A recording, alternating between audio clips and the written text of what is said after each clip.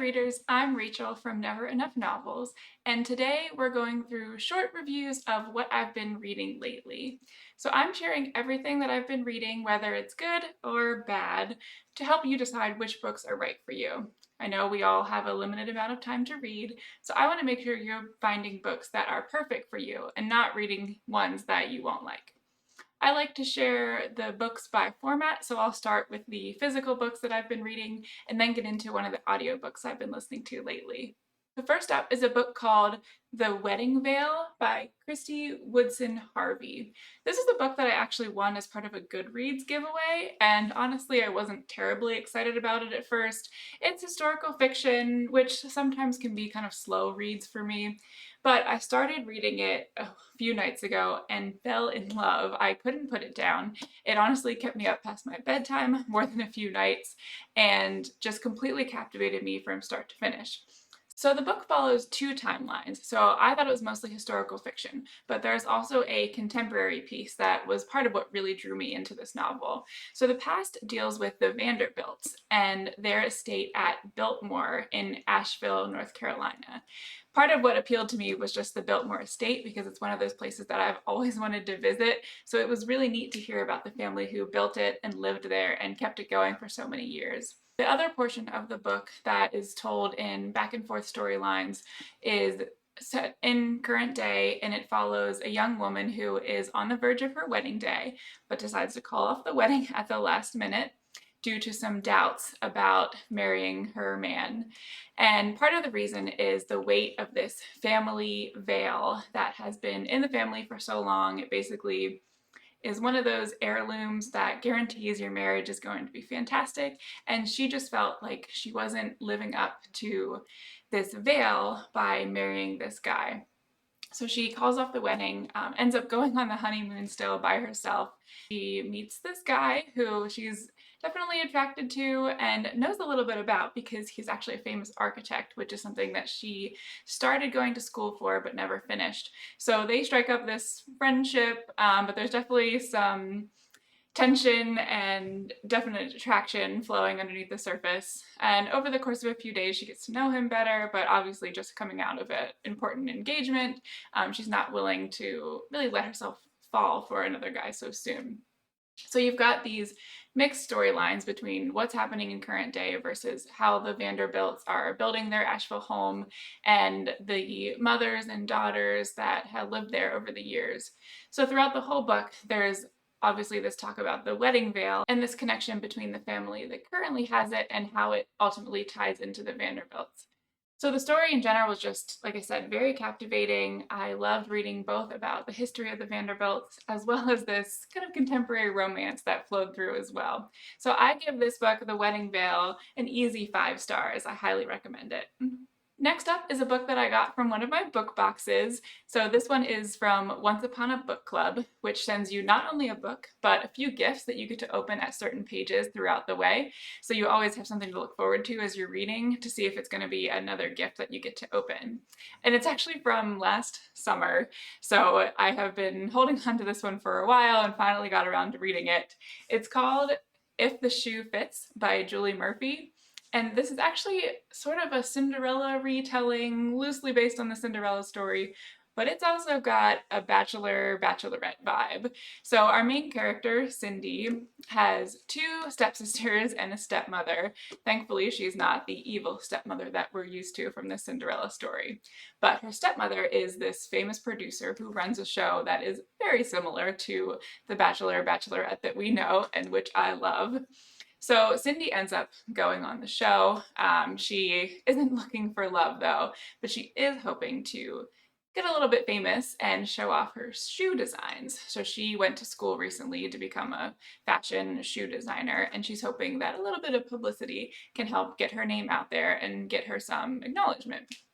Well, on the way back home to start shooting, she sits next to this guy on a plane and they start up this kind of great friendship. A couple hours on the plane from one coast to another, you can learn a lot about someone, but obviously nothing can really go from there. They don't have enough information, don't get each other's names.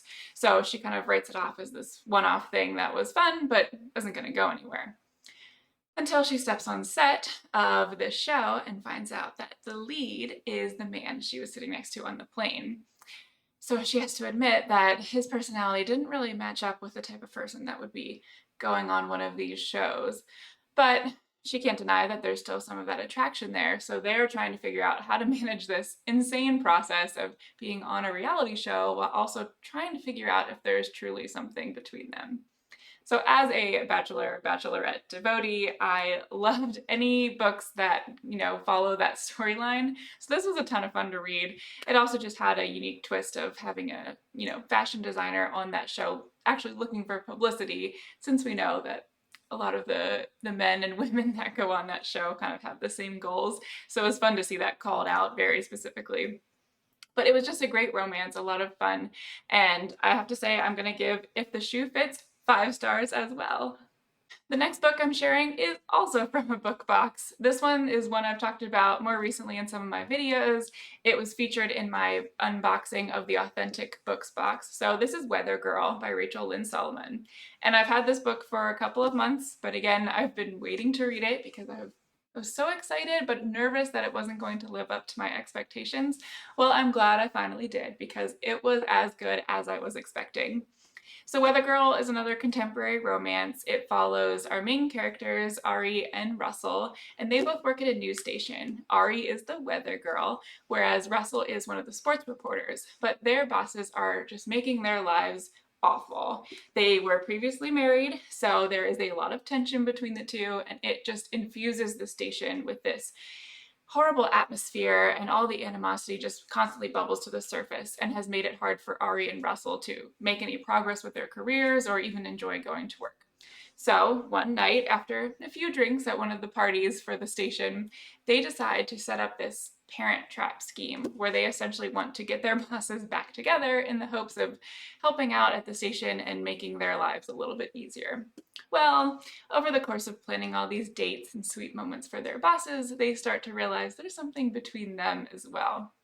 So we get to learn more about both Ari and Russell, some of their struggles in the past with past relationships. We hear a lot about Ari's depression struggles and anxiety, and I felt like the author did such a great job infusing those very real struggles into a relationship and showing how it can affect a relationship, and but also there's still hope of figuring out how to get through that and finding someone who truly accepts you for the person that you are, and also learning to understand yourself and accept those flaws as well.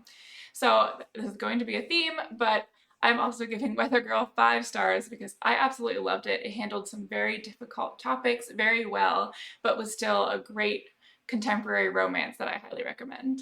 My last physical book that I'm going to be sharing is called Much Ado About a Latte by Kathleen Fuller.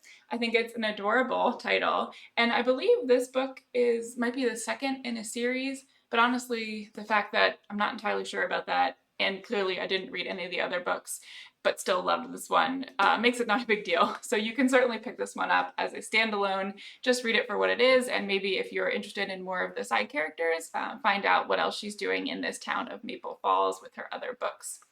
But in Much Ado About a Latte, we have Anita, who is a waitress at the local diner, and she has had a crush on one of the cooks, Tanner, for years and years and years. So he was one of her childhood crushes.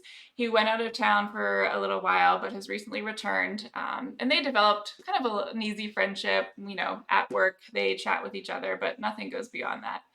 Until she starts to become more involved in helping him run his catering business and testing out new recipes. And Tanner kind of realizes this girl that has always just been on his peripheral is starting to become more important to him. Well, things get a little bit out of hand when Anita finally takes a risk and decides to open up a new cafe across the street from the diner. What she doesn't know is that Tanner recently purchased the diner and has become the new owner and was planning these large expansions into a coffee bar, a cafe type atmosphere. So all of a sudden, these two are competing against each other for business in the same small town. So while they're developing these romantic feelings, they're also trying to navigate just this business sense and figuring out if it's possible for them both to have these very similar businesses in a small town. So it was really interesting to hear how they pursued these goals that were very similar and obviously at odds with each other, while still trying to figure out if their relationship was worth pursuing as well. So this one was cute. I liked it a lot. It wasn't like an absolute knockout, but definitely a really fun, sweet romance. So I'm going to give this one 4 stars.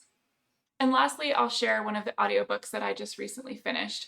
So I rarely read any sort of murder mystery or thriller books, but the major exception to that rule is the Louise Penny series that follows Inspector Armand Gamache over a course of, gosh, what is it, 15 or 16 books by now? So I'm slowly working my way through this series. It's murder mysteries, but there's also this just sweet atmosphere. A lot of the books are set in this quaint town in Quebec called Three Pines that has all of the quirky characters you would expect from a small town. And the main character, Armand Garmache, who is the inspector, is just this lovable man that you just want to root for over and over again. So the recent book that I listened to is A Beautiful Mystery, and it's smack dab in the middle of the series. I think it's book number 8. And this one takes place in a monastery. So it's a remote abbey somewhere in Canada, and a murder has occurred inside the walls of the abbey. So it's a closed door mystery essentially, because one of the monks that lives there had to have been the murderer. So Inspector Armand Gamache and his second in command, Jean-Guy, go to investigate this murder. So there's a lot of discussion about, obviously what's happened with the monks, getting to know them, issues inside the abbey that aren't well known to the public. These monks are famous for their recordings of a Gregorian chant, and that plays a significant role in both the murder and tensions that are occurring within the monks at the abbey. It's fascinating to see how these monks, who are so devoted to God and their faith, are also still human, and as time progresses, they start to reveal things about themselves and about the tensions between different groups at the Abbey that play a huge impact ultimately in the murder. So this book wasn't one of my favorites in the series, but I'll say that they all are good no matter what. There have just been some that I loved a lot more. This also started to delve into some tension between Armand and his second in command, Jean-Guy, and honestly, I love the two of them together, so I hated seeing some outside forces trying to break them apart, so that was a little hard to swallow. But you can tell that this current is going to run through a couple of books, so I'm very eager to see where this storyline goes as more of the books occur in the series. So this one was probably like 3.5 stars for me, but I highly recommend this series in general. The first book is Still Life, so you can start there and get introduced to the inspector as well as this cute little town of Three Pines. It's just a wonderful murder mystery series with lots of books, so there's lots of opportunity to get involved in this world and get to know these characters. If you want to keep hearing more of my book recommendations and get these mini reviews every month, please hit the subscribe button below and make sure that you'll see my videos as soon as they pop up. So that wraps up my March reviews. I hope you enjoyed these short and sweet reviews of what I've been reading lately, and I can't wait to share more of what I'll be reading next month.